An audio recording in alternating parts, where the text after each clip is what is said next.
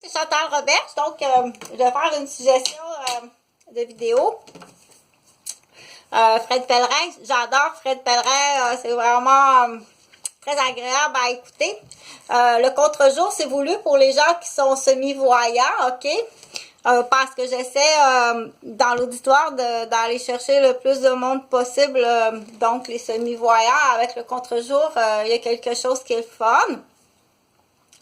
Je voulais parler d'un sujet qui est très important, puis je vais faire une histoire parallèle à ça, à la Chantal Roberge, à la Chantignole. Aussi, si parce que là, j'ai dit par aidant, ça fait masculin, puis je suis pas une femme, je suis une femme. Donc, oui, il y a une erreur, un cercle horaire auditif. J'ai dit, pour mettre mes titres, je vais marquer Pussycat aidant. OK, je suis pas une père aidant, mais je suis une femme, donc je vais marquer Pussycat.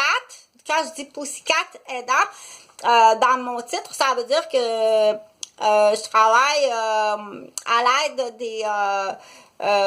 je suis une femme, ok, qui travaille en aide humanitaire, puis en aide en santé, puis en aide de repérage, puis en conseil familial, en santé, en soins infirmiers, et puis en éducation. Donc, j'ai dit, tiens, ça me prend un nom autre que père aidant, parce que père, ça fait référence à father, alors que je suis une femme. Mais là, j'ai dit, tiens, c'est un spaghetti, c'est des pâtes blanches avec du romano, râpé, séché, puis il y a du fromage Philadelphia en crème, là, comme ça, avec du poivre, parce que c'est des hydrates de carbone. Donc, hier, je me suis entraînée un peu. Je suis allée sur les plaines, sur le bord des rues des plaines d'Abraham. C'était quand même assez froid. Ça prend un bon manteau je suis très chaud, faut être habillé très chaudement. Puis ça prend un lunch. Je sors pas, puis pars jamais faire du sport sans emmener de lunch. L'argent n'est pas la nourriture, ok? Ça peut arriver que tu arrives quelque part puis qu'il n'y ait rien à acheter. Tu peux rien acheter, ok? Pars jamais sans avoir de la nourriture, ni dans ta voiture, ni dans ton sac. Ça prend tout le temps de la nourriture. Au moins, des graines, puis du sucre. Graines et sucre, au moins au minimum, ok? Et quelque chose à boire. Du miel ou du sirop d'érable en sachet, il y a quelque chose de vraiment le fun, là. Non, mais là, je voulais parler de sujet parce que je suis pas mère poule, hein, je suis bien mère poule. Je voulais parler quand arrive de prendre des décisions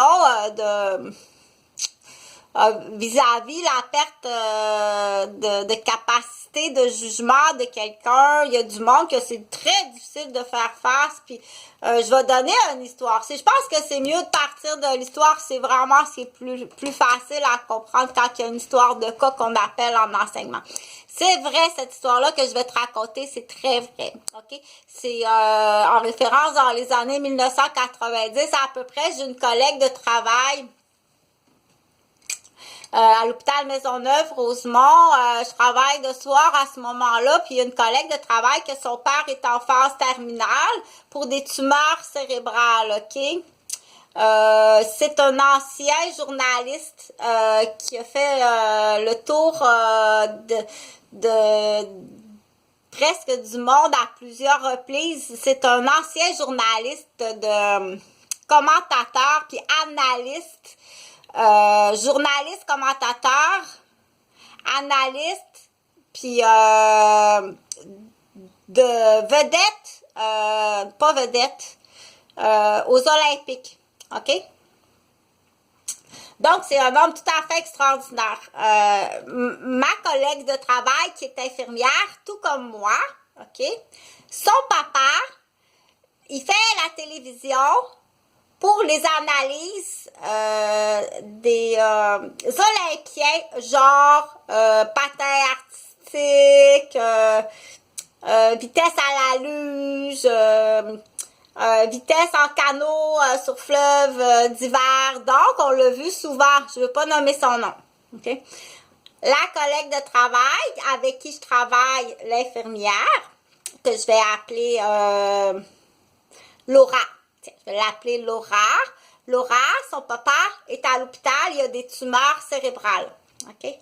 Malgré que ce fut un homme à l'époque qui passait à la télé, tout à fait extraordinaire, un père de famille tout à fait extraordinaire, et puis un mari tout à fait extraordinaire à l'hôpital au 5e étage, dans sa chambre d'hôpital, avec les tumeurs cérébrales qu'il a, OK? Et du coup, sa fille est infirmière sur le même étage, il frappe sa fille. À cause qu'il y a des tumeurs cérébrales, OK?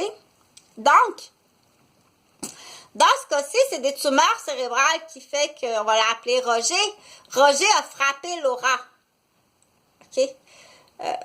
Puis, il a aussi frappé sa femme avec les tumeurs cérébrales qu'il a. Pourtant, ça a été un homme tout à fait extraordinaire, un père de famille, un mari, puis un commentateur journaliste qui a fait le tour du monde plusieurs fois que tu as vu à la télé. Dans le cas de Roger, c'est des tumeurs cérébrales, OK? Mais peut arriver que ce soit une dégénérescence qu'on appelle la sénilité, OK? Puisque des phénomènes que tu vas voir de plus en plus chez les gens qui ont pris de l'ecstasy, des drogues d'ecstasy, là, pour aller dans un nightclub, là, faire des balles en blanc 24 heures à danser, là. Tu vas voir ces phénomènes-là, OK? Ça peut être très dangereux. Très dangereux, OK?